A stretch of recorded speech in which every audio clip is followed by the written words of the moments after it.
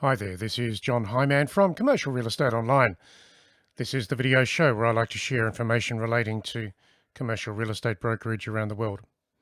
And the website for us is commercial-real-estate-training.com. And there it is there if you're looking to get any more tips, tools and ideas relating to commercial real estate, because we're always loading things. And yesterday I loaded particular topics here related to commercial real estate brokerage skills, strategies, that sort of thing. And so for today's program, I'm going to be focusing down in this particular matrix because it's very large and there's a lot of information in here that can help you in brokerage around the world.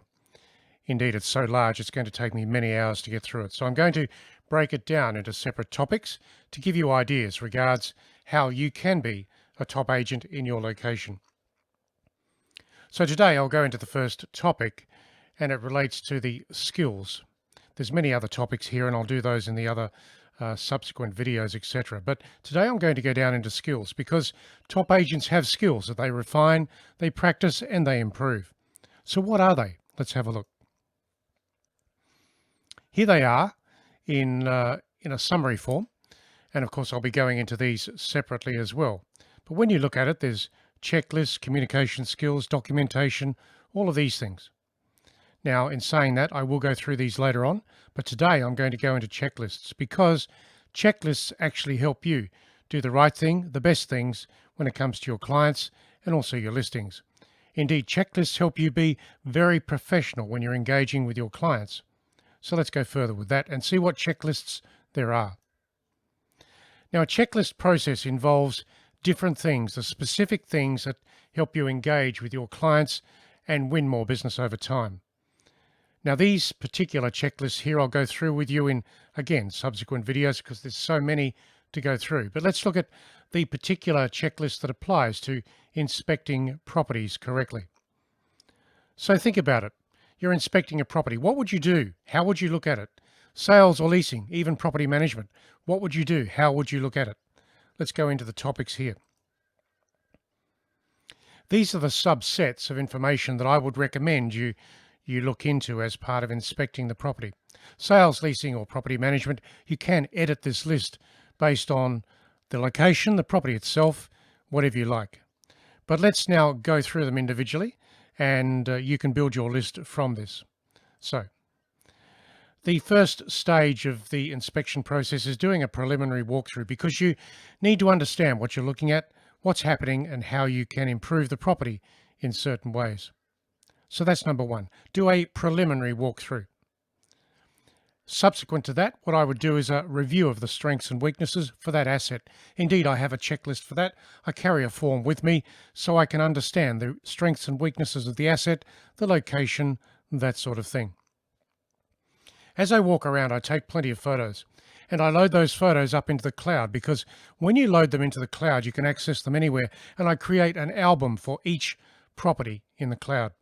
So if I'm talking with anyone anytime in the future, I could pull down the photos relating to that particular property because they will be in an album in the cloud. Now you can do the same on an iPhone or an Android phone, doesn't matter, but do that because it's so powerful, very useful. Now, as part of the inspection process, I would take notes of conversations, depending on who I'm talking to, of course, but I would take notes. Those notes would be taken down in an A4 notebook because I can keep that notebook at the end of the month and put it on the shelf for future reference. Now, you might say, oh, look, I can put it in a computer or whatever. Yes, you can, but you can only do that later. As you're doing an inspection of a property, indeed, I carry an A4 notebook with me everywhere, and each month I change the A4 notebook. So that today, if I'm inspecting a property, a whole page gets devoted to a particular property and that inspection. The notes go in the book.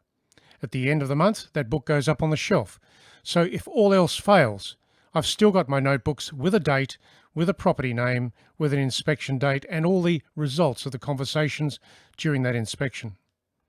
Number 5, assess the risk and the exposure of the listing, the site, the location, in case that will impact the property and the listing.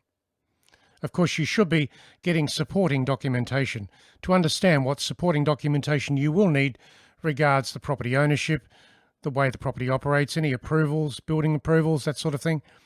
Get copies of the supporting documentation, maybe also the leases. let's go further. Review the improvements. Think about the property from an occupancy perspective. How do the improvements work? Is the property modern? Is it older? How do the improvements work? Does the property present well? Review those improvements and make your notes. As part of that, I'll then go into asking about code and safety compliance, the building codes and the safety compliance for the property. Because if you're going to sell or lease something, you have to understand that everything is in compliant application when it comes to the rules for the location and the property. That then takes me into the next topic, which is reviewing the zonings and the permitted use.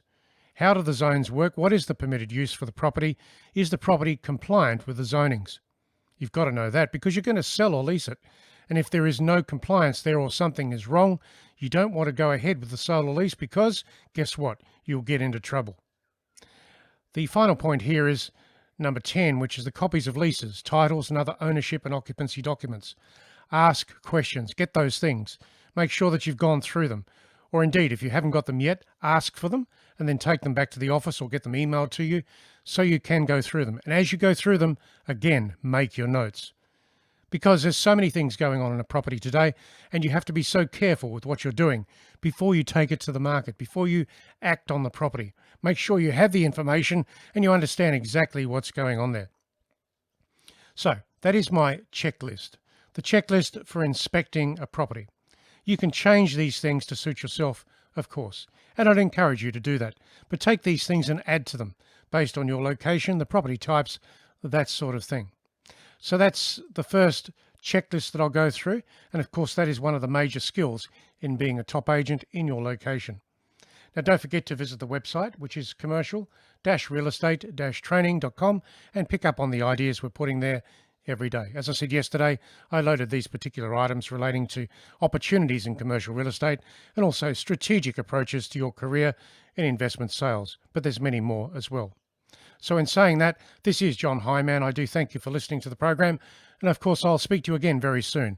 Whilst you're here today, make sure you subscribe at this video channel so you get the next videos relating to this particular matrix, because the next video will be in this matrix and it will take you further into the key issues to improve your real estate business, brokerage, sales, leasing and property management around the world. This is John Hyman. I'm signing off for now. Catch you again very soon online.